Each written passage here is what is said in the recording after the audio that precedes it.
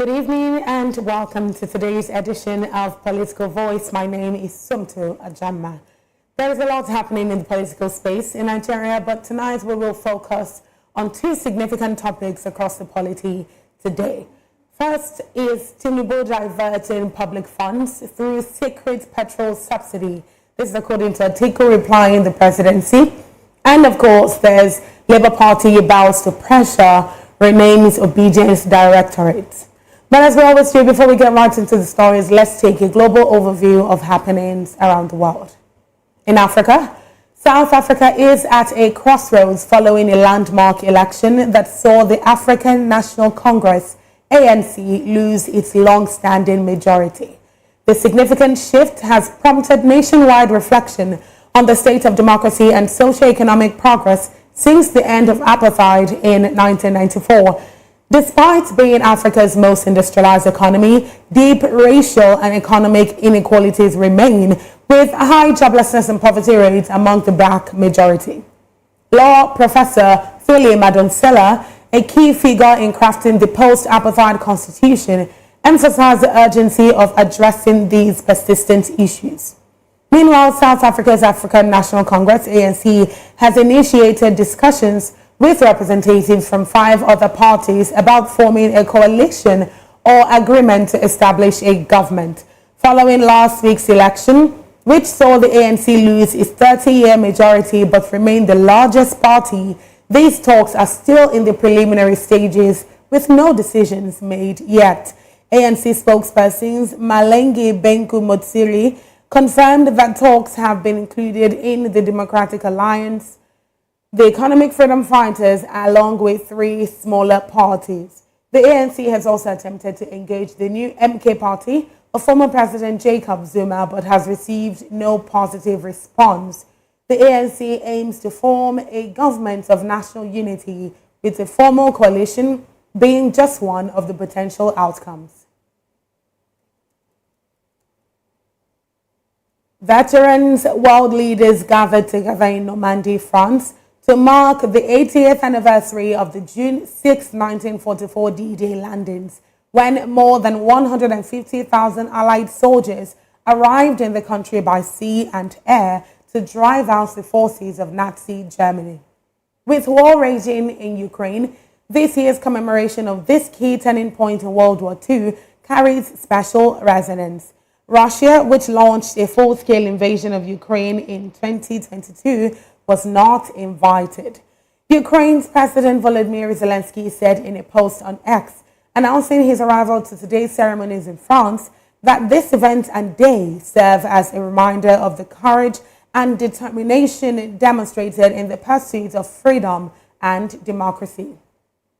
U.S. President Joe Biden, French President Emmanuel Macron, German Chancellor Olaf Scholz, Britain's King Charles and Prime Minister Rishi Sunak, and many other political figures took part in the Day of Tributes, which started at about 8:30 a.m. with a British ceremony in Versailles.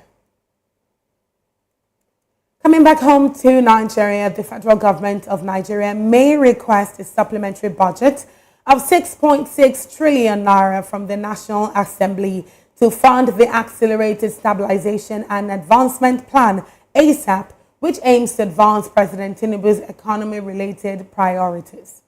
Prepared by Finance Minister Wale Edun, ASAP focuses on unbundling and commercializing the transmission company of Nigeria, procuring 7 million smart meters and 150,000 distribution transformers, and intervening in critical sectors like agriculture, energy, health, and business support. The plan necessitates an emergency intervention costing 2.1% of the 2024 GDP and suggests a supplementary budget backed by an approved borrowing plan. In addition to the budget request, President Tinubu plans to issue 20 executive orders to facilitate ASAP's implementation, including import duty and VAT suspensions, tax deductions for incremental staff salaries, and measures to boost electricity supply to 6 GW by December 2024. The ASAP Accelerated Stabilization and Advancement Plan document also proposes addressing all sector challenges by implementing community-based and technology-based solutions to end pipeline vandalism, aiming to ramp up oil production to 2 MBPD. We will now go on a short break, and when we return, we will delve into today's focus. Stay with us.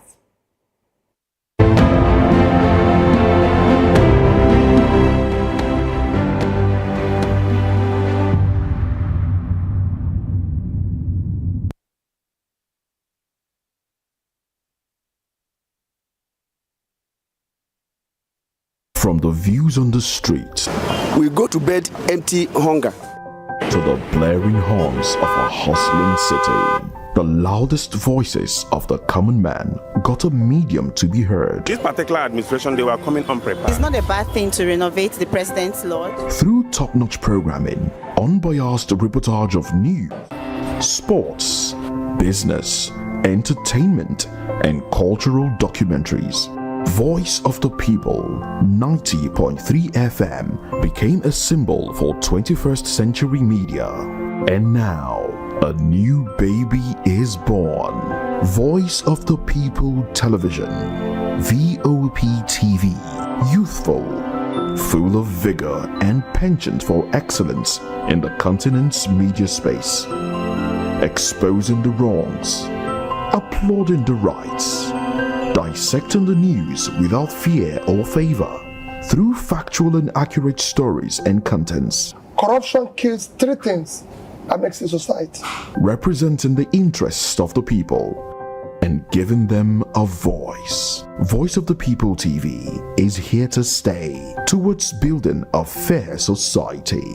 VOP TV, Voice of the People Television, truly a voice for the people.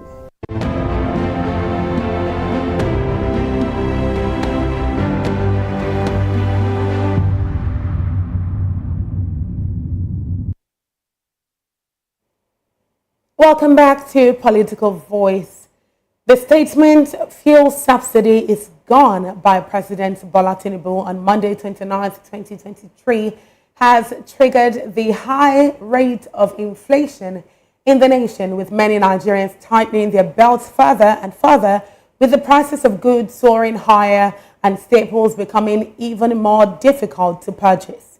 3 months after the declaration, the controversy that the federal government had begun to pay subsidy, albeit not as much as before. Following the removal of fuel subsidy, the price of fuel skyrocketed from 187 naira per litre to 600 naira per litre. Now, you will recall that IPMAN disclosed that the federal government is paying subsidy, and other independent marketers also reported that the federal government is paying subsidy, and the presidency keeps debunking it. Yesterday, the Minister of Finance and Coordinating Minister of the Economy, Wale Edun, admitted that the federal government spent more money secretly subsidizing petrol for Nigerians in 2023, despite President Bola Tinubu's announcement of scrapping the subsidies at his inauguration last year. However, the presidency has debunked the claims, and now Atiku Abubakar, former presidential candidate of the People's Democratic Party in the 2023 election, has accused the Bola Tinubu administration of diverting public funds through the petrol subsidy scheme. He claims this is why the government refuses to disclose how much is being spent specifically on the subsidy. He also noted that the World Bank and the IMF have reported that Nigeria is still paying subsidy despite the Tinubu government's refusal to acknowledge it. A senior member of the APC also revealed that the subsidy payments were continuing. Now, all of this, and Nigerians are asking, what exactly is the truth? What does this mean? Does this make this administration, is this administration transparent enough for the people? So many questions, and we are here to get a viable answer or specific results, which questions, of course, the transparency of this administration. Virtually, we have a guest joining us to contribute more on this subject, and I would like to welcome Mohammed Abdullahi, Public Affairs Analyst. Good evening. Thank you for joining us. Good evening, Nigerians. Always my pleasure. Absolutely. Now let's talk about this, because I know, of course, you have heard about it.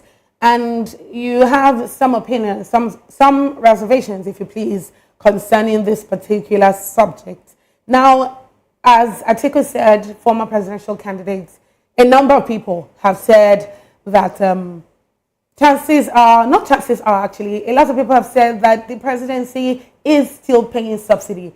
And the presidency specifically has said that that is not happening, that they're not paying subsidy, and that's not the case as of this moment. Now, we don't know what to believe. Nigerians think that we are paying subsidy because that is what the president said. And the presidency has said that 2 trending fiscal policy documents that are currently in circulation are proposals and have not been approved by President Bola Tinubu. Now, the subject, again, of 5.4 trillion naira being provisioned for it in 2024 is also not in existence. So what exactly are we to believe? Is subsidy gone, as in no longer being paid? Is it still being paid? Or is it in the process of being removed? I want your thoughts on that, because a lot of authorities have said different things, and we need to know, the people need to know what is happening. The significant hike in fuel prices is significant, and it's having a ripple effect on food prices, transportation prices. And with this new debunking of the subsidy not being paid, or being paid rather, Nigerians are wondering what exactly is going on. So what is your take on this, Mr. Abdullahi?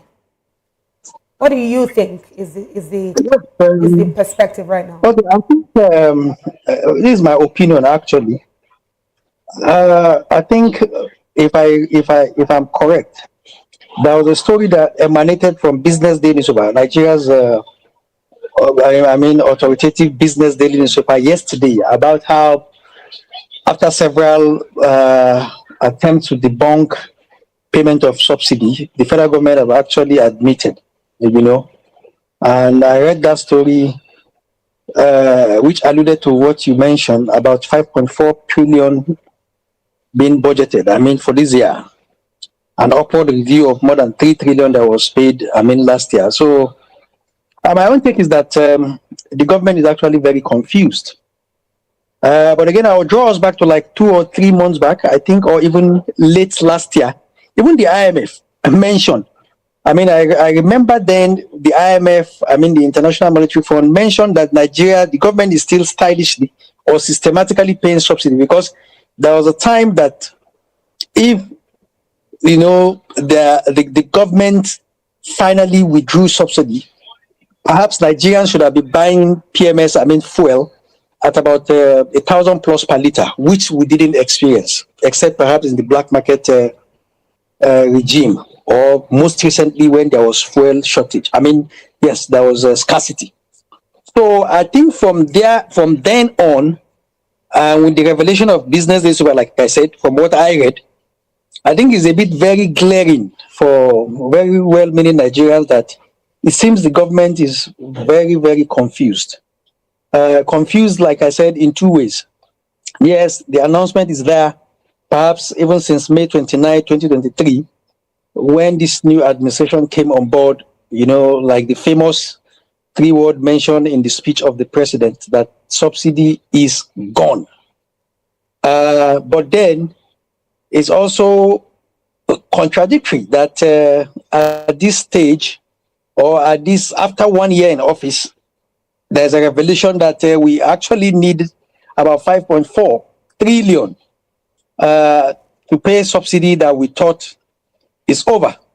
In fact, the subsidy that we thought is over is why, according to the government, that we have skyrocketing price, skyrocketed price of PMS.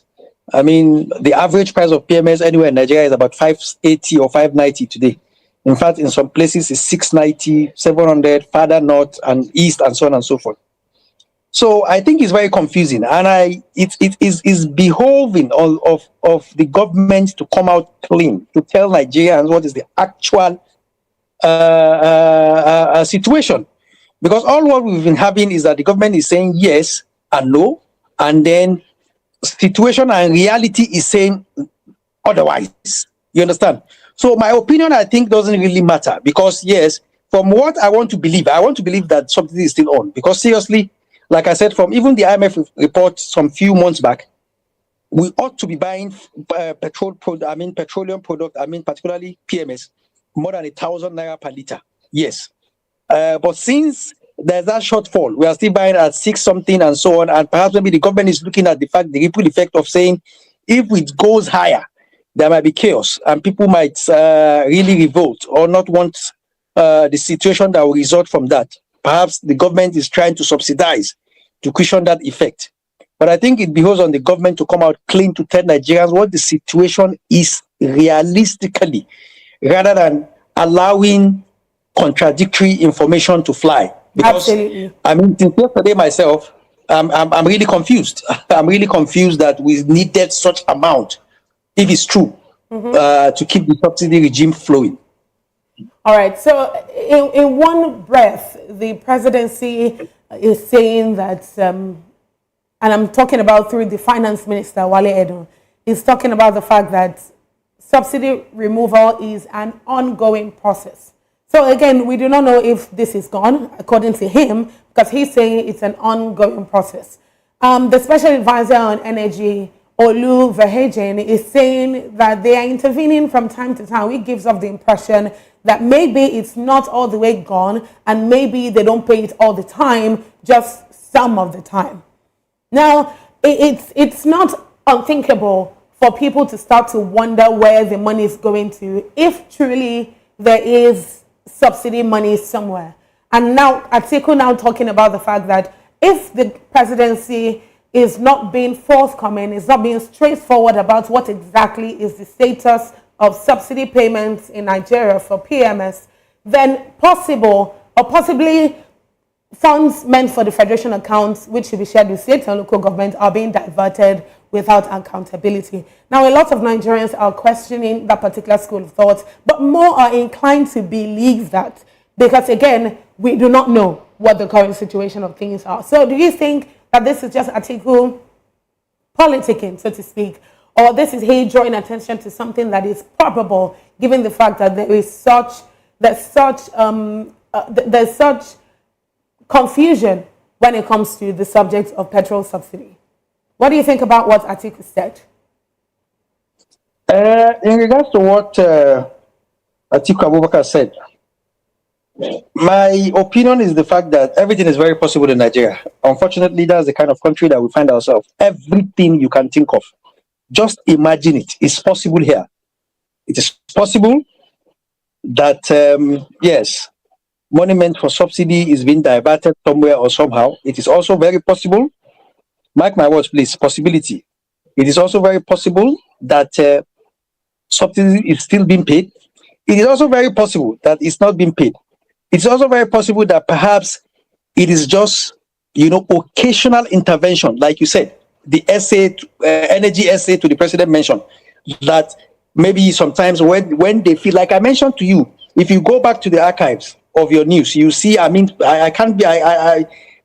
difficult for me to be specific now, but I think it's about 3 or 4 months ago, or even 5 months ago, when IMF raised that, alert, that the government is actually still paying subsidy. So perhaps maybe in occasions like that, when they see that, the government sees that the prices might go overboard, they intervene. Maybe it's also a possibility. So we have like myriads of options and possibilities of subsidy either still being paid, partially paid, or outrightly not paid, or perhaps funds being diverted. So everything is very, very possible. But what is important for me is for government to come out. I don't really understand why, the managers of our affairs, the government in this regard, do not, in most cases, concerning things that affect Nigerians daily, in most cases do not come out clean to tell the truth, A to Z. Most times the government say A while they meant B. Sometimes they say Z while they meant A. It's really confusing. Because why should it take it over a year, or almost or more than a year of the new regime, for Nigerians to begin to see that or for Nigerians to begin to discover that we actually still pay subsidy. No, it should have been something that should be in the news for government. I mean, whoever is in charge to, tell Nigerians, this is the situation of things. We feel we need to continue to pay subsidy, if we feel so. We feel we need to, intervene where we think the prices are going overboard. Rather than allowing things, to have too many faces. And when you have too many faces, the government lost trust. I don't understand why people at the charge of, at the helm of affairs don't understand this.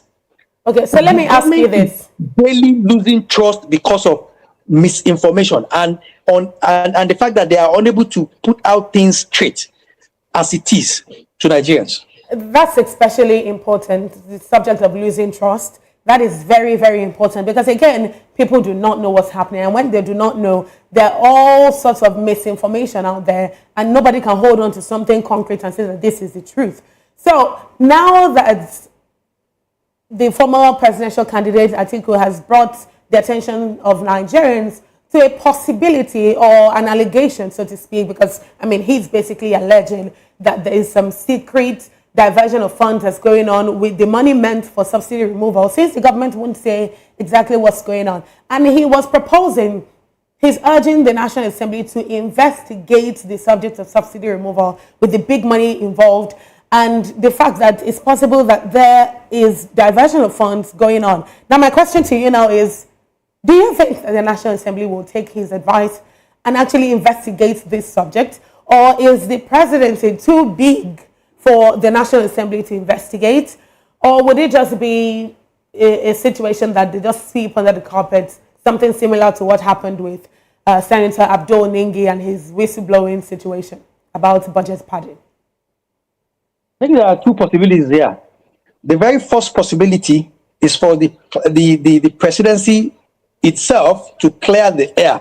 Most times they actually reply Atiku when he makes allegation or speaks against the government. So most times, so perhaps maybe by tomorrow or the day after, I'm expecting to read a direct response, to the allegations and some of the things raised by Atiku Abubakar, which will be very, very important that the government comes out clean to respond and state, their own side. Of course, we've established that already. What's the second point? That is one. Another option I think is also that it's also possible. Atiku was a presidential candidate of yes, LP is a popular thought force in my own opinion, but I think PDP still remains the major opposition party at the moment. So Atiku is a leader of that party. If he throws this thing to the National Assembly, it might not get done because definitely APC still have at least slight majority. What I'm thinking is he has, the opportunity to discuss this with senators and perhaps members of the House of Reps that are from his own party, particularly through the minority leaders, which I'm sure is allocated to, the opposition parties, to raise a motion and lobby for this grave allegation to be investigated. It's possible, yes, because I want to believe even those people, those senators and House of Rep members that are from the ruling party, the APC, also have the interest of Nigerians at heart for a better country. So if the minorities, the opposition parties raise a motion to that effect, I think in the interest of Nigerians, even those who are from the APC should support and then investigate the government, the presidency properly, thoroughly. So that's a very healthy, or not. That's a very healthy point of view. But we understand from previous experience, and when I say previous experience, I mean things that have happened before, particularly at the House of Assembly level, given that APC currently is the ruling party, and that is reflected even in the House of Assembly as well. So do you think that if Atiku and his minorities, the members of PDP and the opposition party in the House of Assembly, lobby for this investigation to actually take place, will that actually happen? And if it does happen, will it happen thoroughly enough for the public to know what exactly is happening and the results of an investigation, if any? Because it's one thing to say that it can happen. It's another thing to say because, of course, we're waiting on the presidency and everybody in authority, specifically as it relates to petroleum and this particular subject of subsidy, to tell us what exactly is the situation.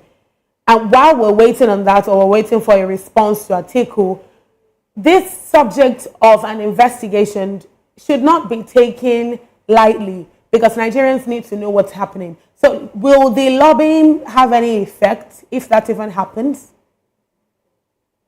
I think it's very possible. I for one, always like to be very optimistic about things, even if precedents say it's very negative. Yes, yeah, but I want to be, because you understand, now the opposition is even very diverse. You have the PDP, you have LP, you have NNPP. So if these minorities and opposition party could come together, they could pressure, they'll definitely pressure. They have a larger number to pressure the APC, the ruling party, to want to investigate. And what we are talking about, remember, is the interest of Nigerians. Because when you say subsidy, remember, like I said, those 3 words of Mr. President on the 29th of May 2023 is what we are experiencing this moment. Subsidy is gone. Those 3 words he mentioned, in his acceptance speech as the President of the Federal Republic of Nigeria, in fact, is what has metamorphosed into everything that we see today. So I think these senators, these House of Assembly members, these legislators will want to, if they have the opportunity to, investigate this. But mind you, investigation is not something that will take a day or even a month. The magnitude of such investigation might even take more than a year, seriously. Because you are talking about a subsidy regime that was said to be over since perhaps June, according to what former President Buhari left since June last year, and up until this year, we were told, according to the Business Day report, that so trillion have been expended. Another 5.4 trillion is being proposed for this year. So if you want a thorough investigation that might perhaps involve the legislatures and maybe a third party, forensic investigation at this moment, it might take some time. So it's not something that the result will be out maybe in 1 month or even 2 months. It might be longer than that. But I think it's very possible. Absolutely. The IMF is also still recommending, or at least as at mid-May, still recommending that fuel and electricity subsidies be removed once the inflation that we're experiencing right now subsides. Now, this inflation in particular has existed since the beginning of this administration, and it keeps going higher and higher as the days pass. Do you see this inflation subsiding enough for fuel and electricity subsidies to be taken out? Because again, this is supposedly, according to the IMF, for the social protection of the people. That's a very challenging question. I am not an economist, but I buy things daily. And then even for the fact that I'm not an economist, some of the challenge of being a Nigerian is the fact that almost the prices of everything that goes up never comes down. I don't know whether you experience that or other Nigerians do that, but I think in my own little experience, I know that anything that goes up in this country, it will take the grace of God and miracle for the price to go down. So, how then do we expect that inflation will reduce? I see it as a very big, but in fact, it's a very big task, a very, very big ask. Perhaps the government is trying to do some things, palliatives, and I read in the papers to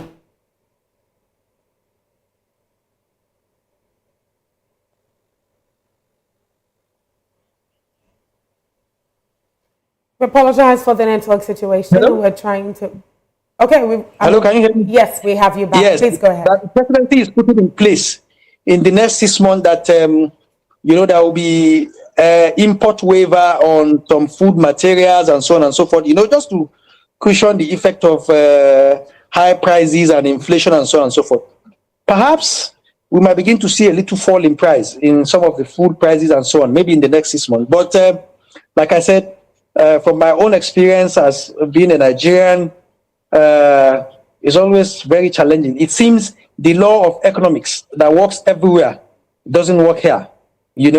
Things go up. There was a time that we were screaming that the dollar was getting to 2,000 per dollar, and maybe that was the reason. But now the dollar, I think, is less than 1,415. But still, in fact, things are even more expensive. So hopefully, like I said, some of the few things that I see the government doing, palliative, which is like just like a spray in the dark, Of course, not really effective. And then, like I mentioned, this new policy that there will be import waiver on some critical food and so on and so forth that will be expected perhaps in the next 6 months. Maybe that I think when we have more food coming in for people, because now we are unable to go to farm because of insecurity. Of And course. since there is food shortage, so much money chasing fuel supply, there is bound to be increase in price. But perhaps when we have a lot of food and so on and so forth coming through the borders, maybe that will reduce prices. Hopefully. But I don't see inflation reducing anytime soon.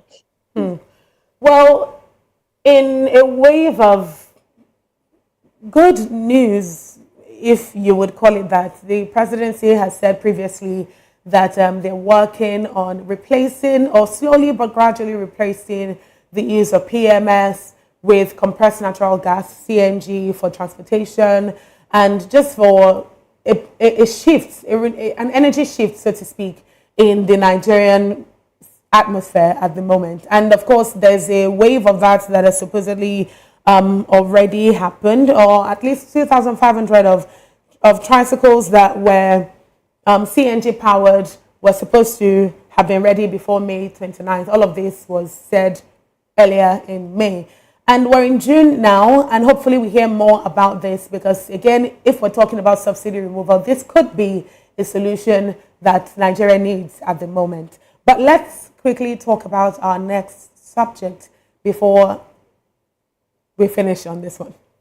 Amid controversy surrounding the naming and composition of the leadership structure of the Obedience Directorate, the National Working Committee of the Labour Party, LP, has renamed the Directorate. This was disclosed in a statement signed by the National Publicity Secretary of the party, Obiora Ifo, today. According to him, the Obedience Directorate will now be known and referred to as the Directorate of Mobilization and Integration. Now, of course, this is not news for the people who have heard about this previously, and if you're just hearing about it, well, this is news for you.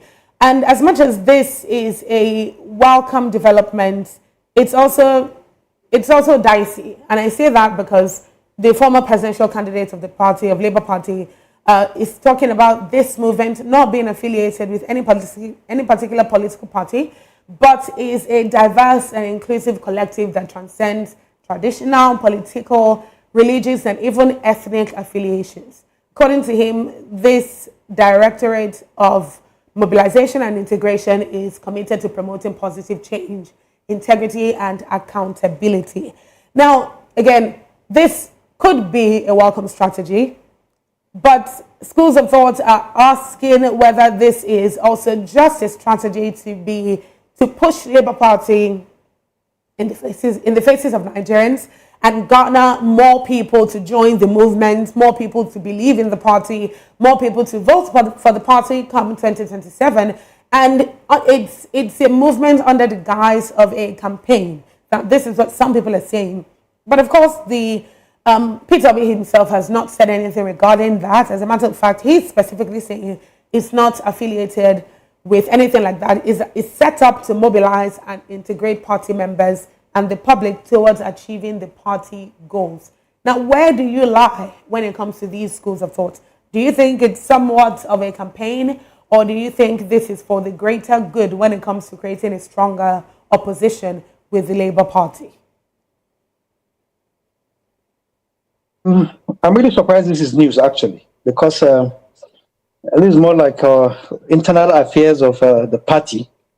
But be that as it may, it's also surprising also, maybe for an apolitical person like myself or someone who is really watching from afar, that the directorate was actually named Obedient Directorate in the first place.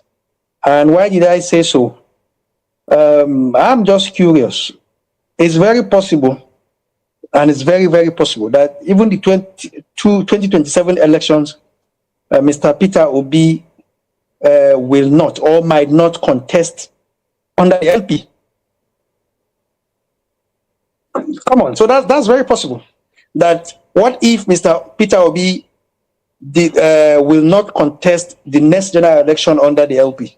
And anything is possible, as you've said before. No, but the Labour Party is affiliated specifically, at least for the course of the last presidential election into now. Yes, so he's a specific face when it comes to the Labour Party. So of course we don't know. It's a possibility. I think it's not really wise that the party will name a directorate after, perhaps the followers of a candidate. Because like what I'm driving at is why it has been renamed. Yes, because in politics, the candidate might leave. So what if the candidate leaves? So I don't think it's such a big news, seriously. I think, perhaps maybe they are just coming to their senses to say, okay, maybe some people are also thinking, yes, what if this person leaves? So what do we do with this director? So I think it's a better one to have a neutral name that can accommodate everything that they want to do under that directorate, rather than make it specific. Like I said, of course, if it's still obedient directorate and Mr. Obi leaves the party, so what then happens?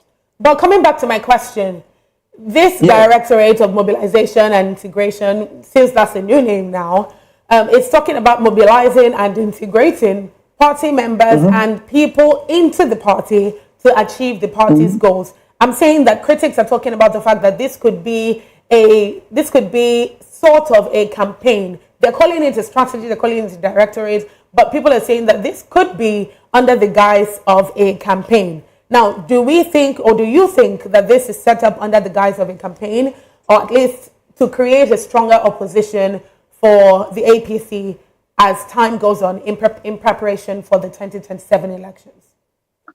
The question is a bit confusing for me, but what I think I understand is, I know every political party has got a strategy department, or whether directorate, the way you want to call it, or even a mobilization department, perhaps to cajole people, to mobilize people, to influence people to join the party. So I don't think it's something new that there's a strategy and mobilization directorate, or integration directorate, as you want to call it, to perhaps maybe there is a faction of people, even within the party.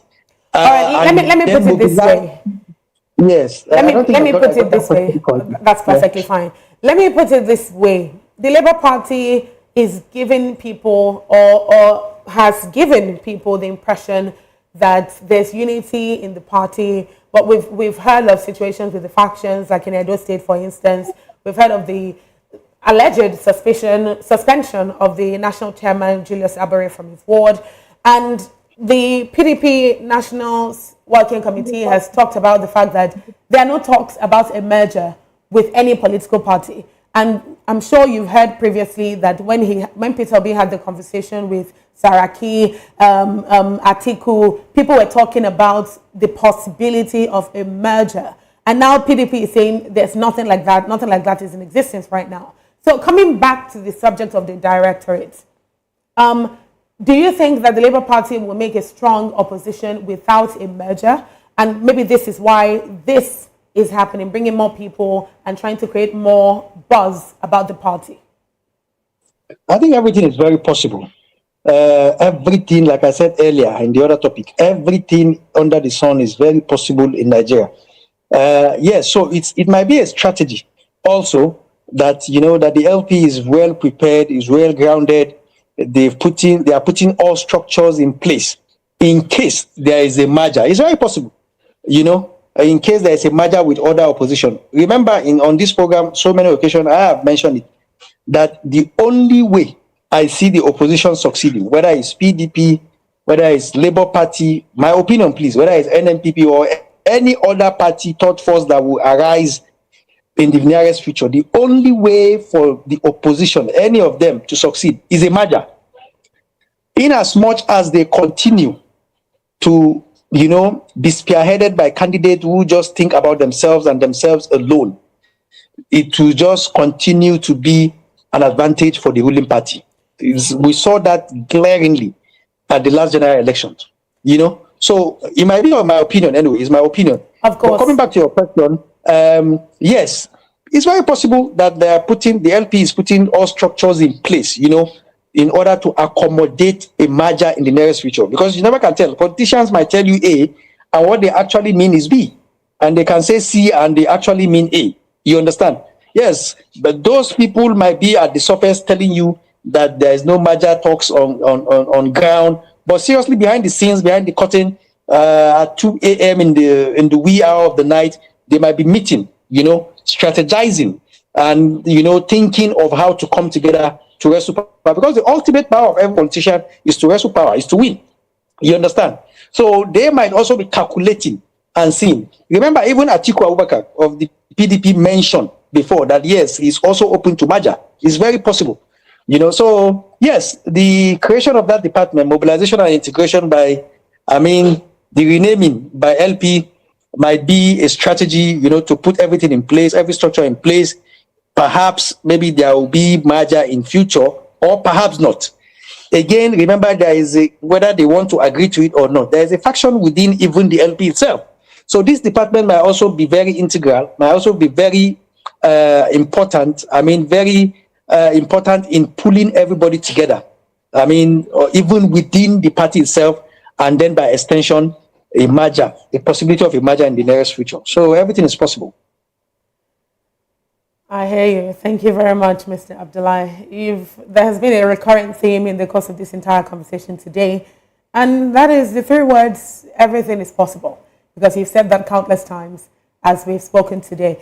But in as much as everything is possible, because you said we live in a country where anything can change, anything is possible, everything is possible. I want to know what your thoughts are as regards something you said earlier about changing the name from Obedience to the Directorate of Mobilization and Integration, which according to you should have been, this is a much needed change according to you, because it shouldn't have existed in the first place. But now that we're talking about opposition parties, should Peter Obi leave Labour Party tomorrow, since everything is possible, what do you think becomes of the future of Labour Party as an opposition? Is there any strength there without Peter Obi? Or does a new party, any party he defects to, gain that strength and influence? In